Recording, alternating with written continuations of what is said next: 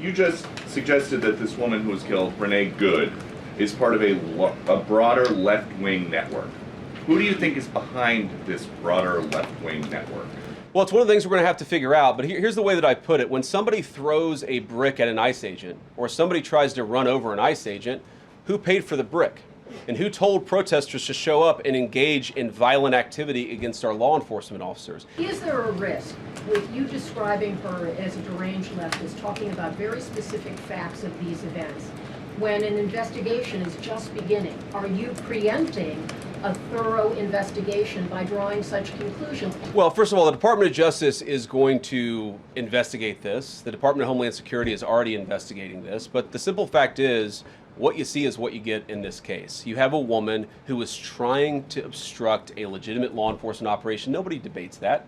You have a woman who aimed her car at a law enforcement officer and pressed on the accelerator. Nobody debates that. I can believe that her death is a tragedy, while also recognizing that it's a tragedy of her own making and a tragedy of the far left who has marshaled an entire movement, a lunatic fringe, against our law enforcement officers. There's a part of me that feels very, very sad for this woman, not just because she lost her life, but because I think she is a victim of left-wing ideology.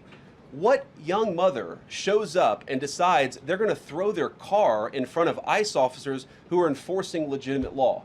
You've got to be a little brainwashed to get to that point to where you're willing not just to protest, that's fine, not peacefully protest, but throw your vehicle in front of legitimate law enforcement officers and drive your car into them.